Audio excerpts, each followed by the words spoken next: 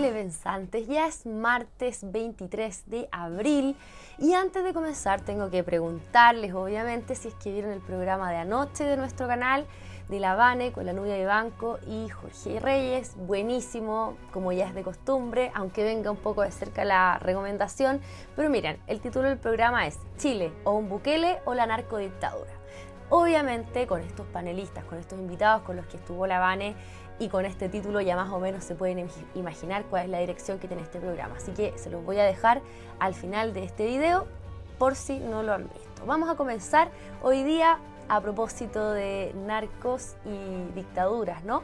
Con la comunista Camila Vallejo, uno de los seres humanos más perversos de este gobierno. Ayer les comenté que quedaba este tema pendiente. En virtud del tiempo, muchas veces no puedo comentar todo lo que pasa, todo lo que es relevante, entonces vamos a retomar este tema el día de hoy. Por eso no se tienen que perder estos programas que comienzan todos los días a partir de las 7:30 de la mañana para que ustedes se tomen un cafecito mientras parten el día y se están informando. Y así van a tener todas las actualizaciones de la contingencia política desde una perspectiva libertaria. Bueno, entonces como les comentaba, Camila Vallejo, tirana, como cualquier comunista, ministro vocera de gobierno, nos comenta en el programa de política de este fin de semana sobre la agenda que nos quiere censurar a nosotros, los medios de comunicación independientes. Es una agenda global.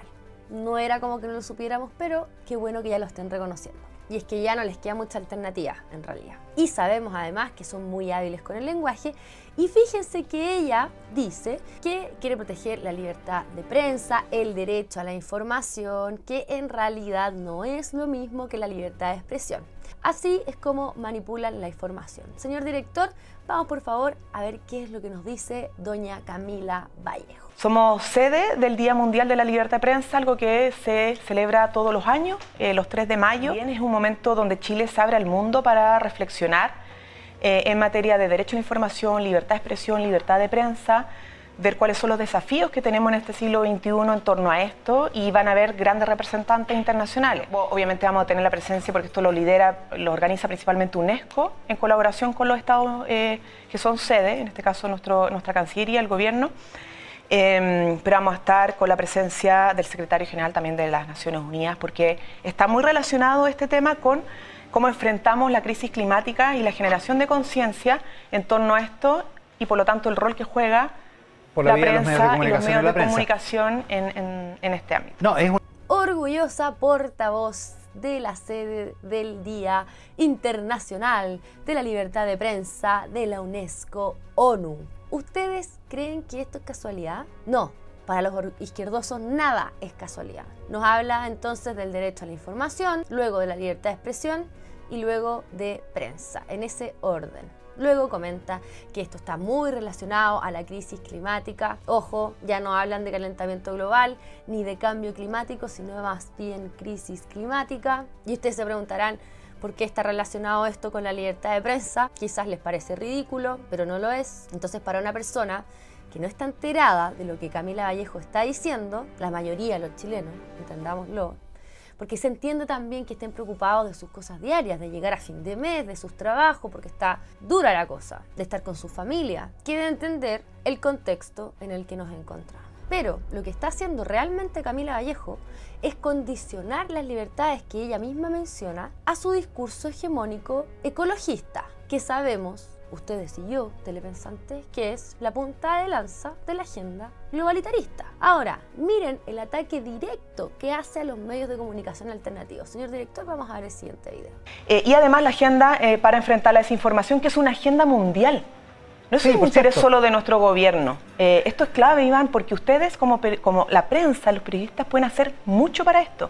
Porque hoy día la desinformación avanza muy rápido, sobre todo en plataformas digitales, y la gente empieza a decir, no creo en la prensa formal, no creo en la televisión, me voy a las redes. Y en las redes no hay ningún tipo de regulación. Y hay gente que paga también por desinformar en redes sociales, porque hay también una industria. ¡Ay, qué horror! Es que no tolera el libre mercado, que haya gente que pague por estos medios de comunicación.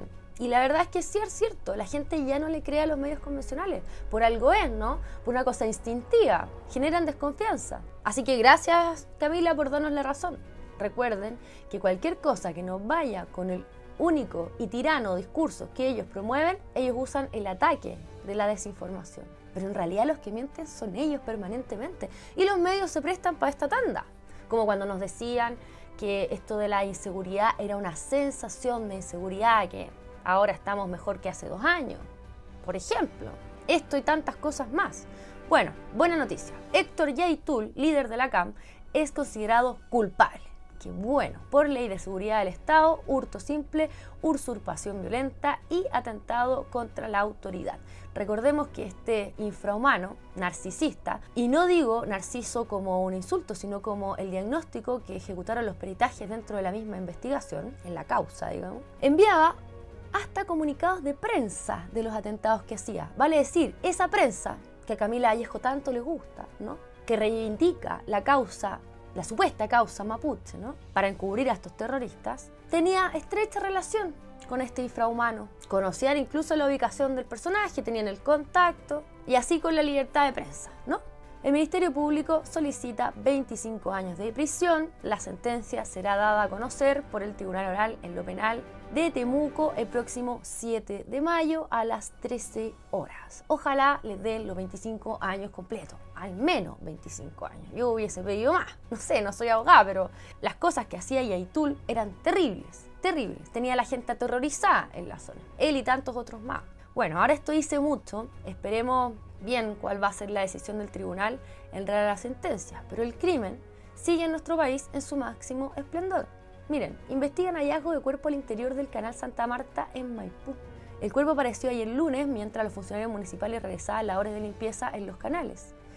Carabineros indica que el cuerpo estaba en descomposición, porque lo que la data de muerte es de varios días antes. En la pantalla ustedes están viendo las imágenes del lugar. Un adolescente de 17 años colombiano es secuestrado en Estación Central. Fue liberado con lesiones leves.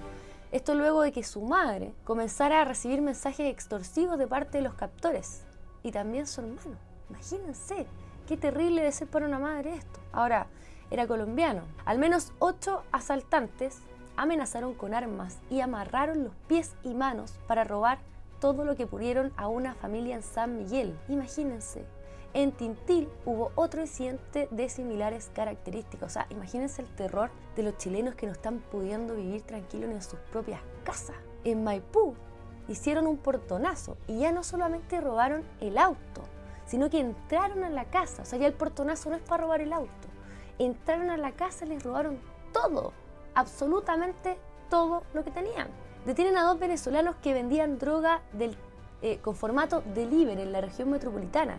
Bajo esta modalidad, 2 sujetos comercializaban diferentes drogas en la zona oriente de la capital. Se incautó cerca de 30 kilos de diferentes drogas, avaluadas en 150 millones de pesos. Bueno, como les comento siempre, la lista de crímenes es muy larga, yo podría seguir. Me pasaría todo este programa dándoles la lista de crímenes. Y junto con todo esto, y esto es relevante porque nos muestra lo mucho que ha calado la cultura delictual en nuestro país y se ha normalizado a tal nivel que hay músicos que idealizan, que ovacionan, que reivindican las conductas delictuales y un montón de gente, principalmente jóvenes, que los sigue. Realmente preocupante. Canal 13, T13, sacó un reportaje al respecto, obvio lleno de eufemismo, no se vayan a imaginar otra cosa, pero véanlo con criterio, que hace precisamente referencia a lo que ellos llaman, miren, les voy a leer el post de T13 en donde promocionan el reportaje. Se los voy a poner en pantalla. Los Roma Gang, artistas urbanos con millones de reproducciones en internet. Artistas urbanos. Detrás de sus canciones se esconde la comisión de posibles delitos como tráfico de armas y venta de drogas. Los vecinos de Pedro Aguirre Cerda no quieren saber más de ello. Obviamente, Pedro Aguirre Cerda debe estar imposible de vivir. Y la prensa ya parte mal con llamarlos artistas, porque esto no es arte. Esa es la degeneración de nuestra cultura que han generado estos postmodernistas, progresistas. ¿Cómo va a ser arte una persona con una pistola cantando, si es que se le puede decir cantando, en una cámara, en una plataforma digital? No puede ser, po. Y tampoco son urbanos, porque son de criminales o promueven actos criminales. Entonces no es que si tú eres de la urbe tenga este perfil de persona, ¿no? ¿Me entienden o no? Cómo van generando perfiles de gente. El título debiese ser, quizás, exponentes musicales, no sé si es que se le puede llamar música a esto, no urbano, narcos. Ustedes están viendo las imágenes del video promocional de T13. Vayan por favor a revisarlo, revisen esta fuente y se van a dar cuenta de que la gente lo está pasando pésimo en Pedro Aguirre Cerda. Sin embargo, seguimos llamándolo artistas urbanos. Desde ahí parte mal la cosa. Junto con esto, vamos a volver a repasar los dichos del ministro Cordero, el ministro de Injusticia, que dio explicaciones con respecto a esto en el programa de política de este fin de semana. Señor director, por favor, vamos a ver el siguiente video. Se generó toda una controversia con sus dichos y sus declaraciones acerca de, voy a citar comillas, usar las prisiones preventivas de modo racional. Usted, me acuerdo de una entrevista que yo le hice hace algunas semanas, usted dijo que había un uso abusivo de la prisión preventiva en nuestro país y que entonces lo que usted dice es que se debiera usar el criterio de sobrepoblación carceraria al momento de decretar, o se podría, porque lo hacen potencial, al momento de decretar las prisiones preventivas. ¿Le corresponde a los jueces usar un criterio distinto, que no sea el jurídico, para dejar a alguien en prisión preventiva, privado de libertad, ¿cierto? Y digamos, hacerse cargo de un problema que es que no hay suficientes cárceles? A ver, vamos por partes. Lo primero, el oficio lo que hace es única y exclusivamente recoger las mejores prácticas, que es informar. Que es cuánto es la capacidad que tiene el sistema penitenciario, cuánto es la población que hay, y en tercer lugar, cuáles son las obras proyectadas para ver cuánto va a ir creciendo o no esa capacidad. Ahora, ¿por qué esto es tan relevante? Para los fiscales es relevante, esencialmente, además de las razones de la persecución, tiene que ver con segmentación, tipo de perfil. Para los jueces es relevante respecto... En algunas ocasiones los jueces toman la decisión a qué establecimiento penal se va o no, en otras ocasiones le pregunta a Gendarmería. Y la tercera, porque los jueces son los que habitualmente realizan las visitas de cárceles, entonces tener toda la información disponible es muy relevante. Lo segundo, ¿es esta política de información una práctica inusual? ¿No? El reciente informe de Alex Hill, que es la relatora de Naciones Unidas para tortura, tratos crueles e inhumanos, hizo un informe que acaba de haber sido publicado ahora sobre las mejores prácticas en los sistemas penitenciarios en el mundo. Una de ellas, de hecho, una de las recomendaciones, es informar a todos los actores del sistema judicial esto. Bueno, tenemos músicos que reivindican la cultura narco, el tráfico de armas y todo lo demás. Y aparece Cordero citando nuevamente a las Naciones Unidas, a la ONU, como si fuese el estandarte de la justicia y el manual de las buenas costumbres. Bien sabemos que es absolutamente todo lo contrario la ONU. Lo que han hecho en realidad con los países en donde sí se violan los derechos humanos, del tipo Cuba, Venezuela, es absolutamente nada. Es más, han sido un problema para los países que quieren controlar a los violadores de derechos humanos, a los delincuentes. En verdad, la ONU es un cúmulo de burócratas gordos, bien gordos, gracias a que nosotros les mandamos plata. Bien gorditos, gracias a nuestro esfuerzo, del tipo Bachelet. Se eligen entre ellos y para el señor Cordero son un referente moral. ¿Cómo no le da ni vergüenza? Y peor aún, lo hace para justificar sus declaraciones, porque su acción política sabe que es errónea, sabe que es prodelincuentes. Y además está saliendo sus atribuciones como ministro. Si es la misma ONU la que está promoviendo la inmigración ilegal, a través del ACNUR, por ejemplo. Luego nos dicen que emigrar es un derecho humano. En vez del ministro estarse preocupando de cómo gestionamos la creación de más cárceles, está preocupado de los derechos humanos de los delincuentes, de darles ciertas directrices o consejos ingenuos, como dice él, a los jueces, que tengan en consideración cuando determinen medidas cautelares, transgrediendo el orden público. Este gobierno es pro-crimen, telepensantes, que no les quepa duda al respecto. No es que sean ineficientes, incapaces, inexpertos, no. Son pro-crimen. Y para que vean lo pro-criminales que son, porque me imagino que hay más de algún telepensante que le importa al medio ambiente, como a mí, se rechazó la semana pasada la ley que permitía la caza de perros asilvestrados. Obvio que los progres estaban felices, orgullosos de cómo habían votado, pero todos sabemos que el intelecto, ¿no?, de estos progresistas no es algo que podamos destacar, en los izquierdosos promedios sobre todo. Se rechazó con solo 19 votos a favor. 19. 99 parlamentarios votaron en contra y 21 se abstuvieron. Claro, es como políticamente incorrecto votar a favor de esto, ¿no? Les voy a leer. El coordinador de la organización Defendamos Chiloé, Juan Carlos Viveros, lamentó que el Parlamento no esté a la altura del debate, considerando los estragos que causan los perros para la pequeña agricultura campesina y la fauna silvestre. Lo que dice el señor Juan Carlos es absolutamente cierto. Y voy a seguir siendo políticamente muy incorrecta, perdónenme si a ustedes les incomoda en este sentido. Pero los perros y los gatos asilvestrados son un tremendo problema para la conservación de nuestra fauna silvestre, de nuestra fauna nativa, para la agricultura. Tremendo daño. Y también para la seguridad de las personas. Porque los perros asilvestrados también atacan personas. Porque arman jaurías sin ningún tipo de control. Le contagian enfermedades a los zorros, por ejemplo. Los felinos entre felinos, pumas. Esto es lo que pasa con los animales asilvestrados. Entonces, toda esta ideología artificial de la protección del medio ambiente, en realidad dense cuenta que es para lavarle el cerebro a la gente, que no hay una verdadera intención o no hay un conocimiento real de cómo proteger y cuidar nuestro entorno. El rechazar Hidroaicén, una hidroeléctrica que no producía contaminación de CO2 alguna, es otro tremendo daño que le hicieron a nuestro país. ¿Por qué? Porque son ideologizados a niveles absurdos. Y como esta ideología es artificial, reitero, se pisan la cola entre ellos. Y los tontos útiles que están en el Congreso no tienen idea del daño que causaron, de lo que votaron. Si les importara realmente el medio ambiente, y esto telepensantes, con conocimiento causa, se los digo. Recordemos que yo estudié veterinaria. Si les interesara realmente los animales, en vez de estarse robando la plata en fundaciones, por último, ayuden a los animales. Por último, no se echen la plata al bolsillo. Vayan a recoger los perros asilvestrados, a ver qué hacen con ellos.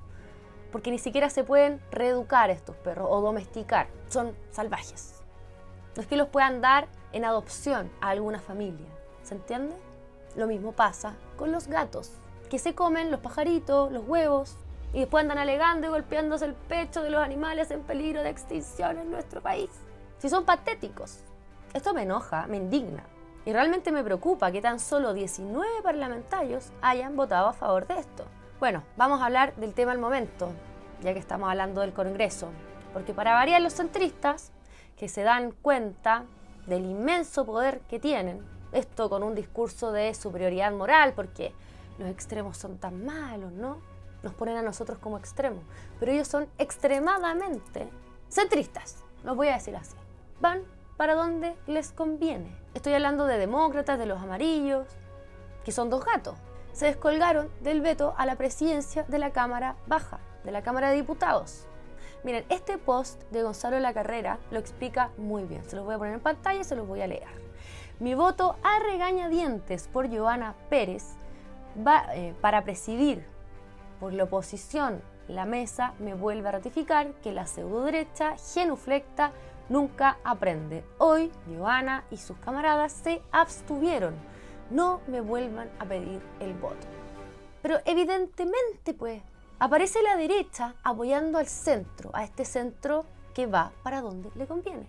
Y le pide los votos a la derecha para tener a alguien de oposición, supuesta oposición. Pero cuando la derecha le pide los votos a estos centristas para sacar a la comunista de la mesa directiva, y no solamente por el hecho de que sea comunista, es porque interfirió el Ejecutivo, el ministro Elizalde estuvo interfiriendo en nuestra votación y le ofrece un cargo al diputado Rivas y lo compra básicamente para quedarse con la presidencia de la Cámara. Si a ustedes esto les parece correcto, da lo mismo si es una comunista o no, estamos bien mal. Porque ya el solo hecho de la conducta de Rivas está pésimo, pésimo. Y tenemos a la clase política haciendo lo que se les da la gana. Cuando había que votar por ellos, entonces, por Johanna Pérez, ahí estaban los votos. Y si no les conviene, parece que no están los votos. Terrible lo encuentro. En el post de Gonzalo Lacarrera estaba la tabla de votación. Y si bien es cierto, Chile Vamos votó a favor del veto, sabiendo que no tenían los votos, obviamente le están echando la culpa a la verdadera oposición, ¿no? casi que de irresponsables porque no tenían los votos y todo lo demás. Pero yo ahí concuerdo con Gonzalo Lacarrera, que antes de esta votación estaba diciendo que había que morir con las botas puestas, y eso es cierto. Hay que dar todas las batallas. Algunas se van a ganar, otras se van a perder. Pero esta gente, que como dicen en el campo, no es ni chicha ni limonada, tiene este tipo de conductas permanentemente.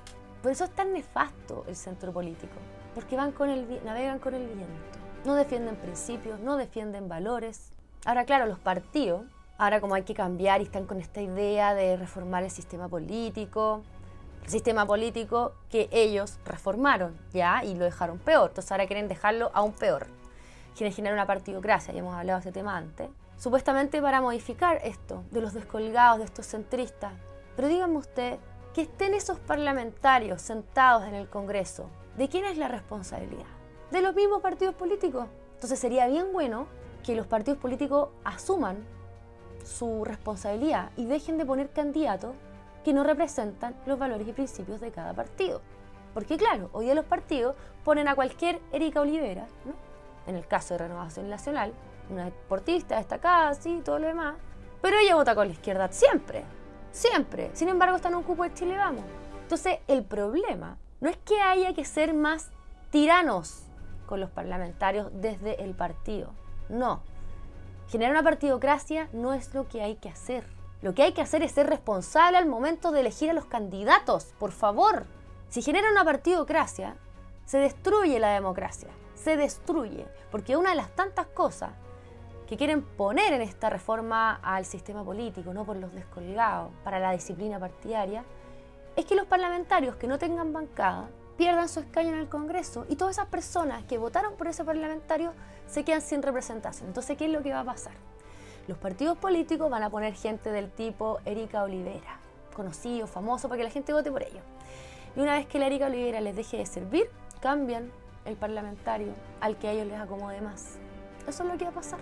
Al que defienda los intereses del partido, no de la ciudadanía. ¿Por qué? Porque muchas veces también son los partidos los que se olvidan de cuáles eran sus principios y valores. Y tenemos el caso de Johannes Kaiser, de la Gloria Avellán, de Gonzalo Lacarrera, que tuvieron que renunciar al partido en el cual militaban. Ellos hubiesen perdido el cupo en el Congreso. Sin embargo, son los únicos que están haciendo batalla cultural. Entonces, claro, después aparecen todos estos expertos en televisión explicándonos con su prioridad moral, porque son expertos, por qué hay que cambiar el sistema político. Y los que desinformamos somos nosotros, eso es lo peor de todo. Pero díganme usted, toda esta oleada de los centristas, que ellos yo creo que se inflan más de lo que realmente son, de la representatividad que tienen, y esto lo vimos en las últimas elecciones a consejeros constitucionales, también son inflados por Chile Vamos, pues. Si no es Chile Vamos el que está negociando, incluso con Jimena Rincón, la candidatura presidencial, hacer una primaria con Evelyn Matei, miren el nivel de convicciones que tienen. Están pensando a presentar a Sichel, bueno, ya Sichel renunció a su candidatura, pero gente que ni siquiera es de centro derecha, es de centro izquierda. Jimena Rincón es de centro izquierda. ¿Por qué van a ir a una primaria con la centro derecha? ¿Qué es ser de centro? Si es que todavía no nos dicen, no nos cuentan. Ir para donde les conviene. Esa es la realidad. Y tenemos una alta cantidad de esta gente centrista que en verdad son globalitaristas, que es aún peor. La misma Rincón es bacheletista. Era la mano derecha, la mujer más cercana a Bachelet cuando estaba en el gobierno. Gabriela Lemparte, también infladísimo por la centro derecha. Ahí en los programas de debate, como si fuera de oposición, como si pensara distinto al gobierno. Claro, es bien fácil desmarcarse y ser oposición y poner una vara moral más alta, ¿no? Pero Gabriela Lemparte ha sido un operador político también bacheletista histórico y ahora es oposición. Miren, yo les voy a mostrar un titular que se los voy a poner en pantalla gracias al señor director que siempre tiene esta arqueología política, ¿no? Que nos recuerda quiénes son estos personajes. Gabriela Lemparte es el protagonista de este titular. La polémica por tweets del jefe de gabinete del ministro de Obras Públicas. Esta noticia es del año 2014. Y entonces él, por ex, dice que una manifestación pro vida era como ver a la colonia Dignidad. Estoy parafraseando. Pero ese es el señor Lemparte. Se burla de los pro vida, se burla de nosotros, se burla de las personas que defendemos la vida del que está por nacer. La vida, un derecho humano fundamental. Sin la vida, ¿qué más nos queda? Díganme ustedes, telepensantes. Él se burla de esto. Y si ustedes son conservadores, evidentemente esto es una aberración. Si son libertarios, también es una aberración. ¿Qué pasa con el principio de no agresión?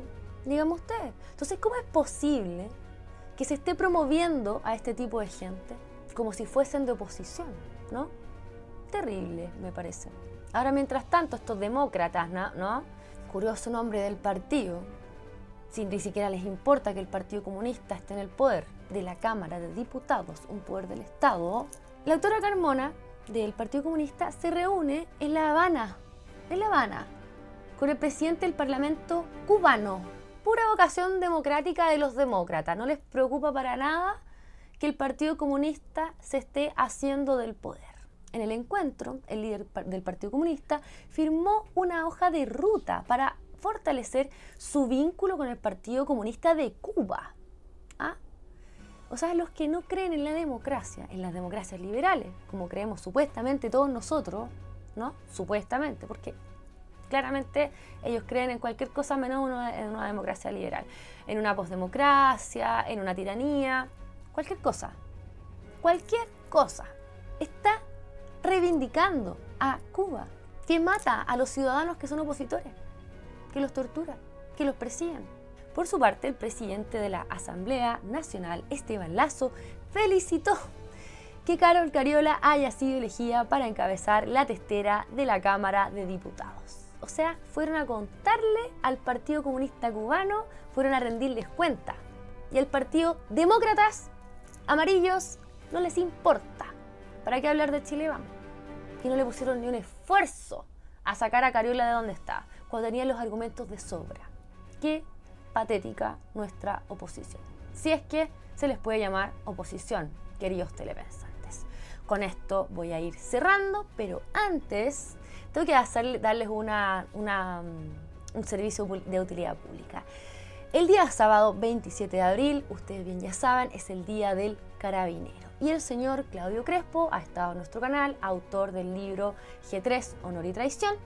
Está convocando a una manifestación en la Plaza de la Constitución a las 10 de la mañana. Los quiero dejar cordialmente invitados. Es importante apoyar a Carabineros, sobre todo en la situación en la que estamos, en donde lo único que quieren los ultraizquierdosos, los progresistas globalitaristas, es generar una crisis institucional. Carabineros, ustedes ya saben, son blanco permanente de esta gente malvada y perversa. Así que los quiero invitar. Yo voy a ir, creo que es algo que hay que apoyar. A las 10 de la mañana los estaré esperando. Y bueno, como ya es costumbre, les traje un video para ir cerrando este programa. Antes, recuerden, pongan like, dejen comentarios, compartan estos contenidos para que ampliemos mucho más la comunidad de los telepensantes. Nos vemos mañana a las 7:30 de la mañana. Soy la Clau Ormeño para Esfera Pública. Chao. Y deben dialogar, pero hay que tener cuidado con mirar las experiencias como si uno pudiera traspolar pura y simplemente. Los objetivos de política pública son relevantes. Pero además el desafío que tiene Chile, y que yo creo que tiene su sistema político, es hacer todo eso, ser severo en materia de seguridad, actuando siempre dentro del marco del Estado de Derecho. El Salvador está en una situación de estado de excepción que no es menor. Ahora, en El Salvador hay acusaciones bastante fundadas de violación de los derechos humanos en las cárceles, pero en Chile también. Sí, pero con una particularidad. Las cárceles en Chile son permanentemente visitadas. Usted sabe lo que pasa en las cárceles porque la visita el juez de garantía, el Instituto de Derechos Humanos. Pero yo podría decirle que quizás es peor. Habiendo todas esas visitas, se violan los derechos humanos en las cárceles chilenas. Más del 50% de las cárceles en el mundo tienen sobrepoblación, según los datos de Naciones Unidas. Pero vuelvo al tema. Está bien. Habiendo visitado, teniendo conciencia. Matías, le estoy diciendo que es estructural y lo que los estados tienen que hacer es tratar de adoptar todas las medidas para minimizar esos daños. Una de ellas es una muy simple, saber cuánto es la capacidad que tienen los establecimientos, porque de ese modo usted puede prevenir tortura y tratos crueles e inhumanos, en el fondo. Que es la recomendación, por lo de pronto, de la relatora de Naciones Unidas. Para cerrar el tema de los inhibidores, porque ya pasamos por ahí, ¿está funcionando en cuántas cárceles y en cuáles? Hoy día está en el 100% del cuadrante Pedro Montt. El cuadrante Pedro Montt tiene 3 cárceles, que son máxima seguridad, Santiago 1 la penitenciaría. Y la expenitenciaría. Un dato, 3 cárceles. ¿Porcentaje? cuyos alcaides son mujeres. Perdón, ¿qué porcentaje? Es el porcentaje, es un poquito más, es el 20% de la población penal. De Chile. De Chile. Está inhibida de comunicarse. Pero además 100%. tiene 100%. Y además está en el cuadrante que tiene mayor concentración de personas, donde además tenemos sobrepoblación que no es menor. Entonces, la manera en cómo se preparó, cómo se trabajó, yo de verdad un genuino orgullo, me siento muy orgulloso del trabajo que ha hecho Gendarmería. En todas partes del mundo, quiero el siguiente dato. En el caso de Reino Unido, el Ministerio de Justicia informó al Parlamento a finales del 2022 que tenía este problema. Se llama Operación Salvataje. ¿Y sabe cuál fue la solución? A pedir autorización para ocupar las celdas de la policía para abordar situaciones de este tipo. ¿Qué efecto produjo eso el año 2023? Que algunas cortes de apelaciones en Reino Unido, respecto de las penas cortas, suspendieran su aplicación en el entendido que si la aplicaban iban a entrar a recintos sobrepoblados. Lo que quiero decir con esto, hay un caso más famoso en Estados Unidos en 2011. Esta es una realidad que los sistemas judiciales han venido enfrentando hace mucho tiempo. Pero usted espera que los jueces a la hora de definir una prisión preventiva tengan en cuenta si es realmente necesario mandarlo a la cárcel porque la cárcel está sobrepoblada. Yo lo que pido es que los jueces apliquen rigurosamente la ley. ¿Es que no lo han hecho? No, apliquen rigurosamente la ley. Como siempre. Lo que pasa, Matías, es que ahí viene el punto. El derecho no es una programación de computación. El derecho requiere de criterios. Y la ley lo que define... tomar en cuenta es la sobrepoblación. Los criterios que están en la ley. La sobrepoblación es una información adicional que el juez tiene a la vista, entre otras cosas, porque el juez es el que realiza la visita. El criterio de un programa como este es cumplir con los tiempos, porque vienen otros invitados. Muchísimas gracias, ministro. Estos tipos son un peligro. Vamos a tratar de que se empiecen a reproducir menos. Y ese informe lo que les pide a Estados Unidos es que se ponga al frente de campañas por el aborto en los países, porque ningún país ha reducido su natalidad sin recurrir al aborto. Ahora, esta agenda la aplicaron también en los países ricos. No lo aplicaron solamente en los países pobres. De hecho, los países pobres fueron los que más han resistido. Y hoy vemos países ricos que han aplicado desde hace décadas esta agenda y estamos viendo sus consecuencias poblacionales. España, por ejemplo, su tasa de nacimientos es 1.1. Es decir, es menos de la mitad de lo que una sociedad necesita para recambiar sus generaciones. Con 1.1 yo no puedo cambiar, yo no puedo tener nuevas generaciones que sean capaces de reproducir mi sociedad. Entonces, ¿qué está pasando en España? Hay una pirámide invertida. Tenemos muchos viejos y muy poquitos jóvenes. ¿Cómo se sostiene un sistema provisional en esas condiciones? ¿De dónde sale la mano de obra en esas condiciones? Además, tenemos muchas bocas que alimentar de personas que ya no pueden trabajar por su edad. Bueno, tenemos aborto. Ahora necesitamos eutanasia. Primero para los niños por nacer, después para los ancianos inútiles que ya no nos sirven para el sistema productivo. Y además vamos a tener que empezar a traer gente de afuera, porque acá ya no queda gente que trabaje. Abrimos las puertas y que vengan de otras civilizaciones. Entonces, por eso España hoy está llenándose de otras civilizaciones que en muchos casos son muy violentas contra la mujer, que están generando muchos problemas en estos sentidos. Y no solamente en España, en Suecia también. En Suecia ya hay barrios donde uno no puede ingresar. La policía ya no tiene control en muchos barrios de Suecia porque ahí aplican la ley de la Sharia, no aplican la ley sueca. Entonces, lo que termina pasando en estas sociedades es que se autoaniquilan. Quisieron controlar el nacimiento y destruyeron su sociedad.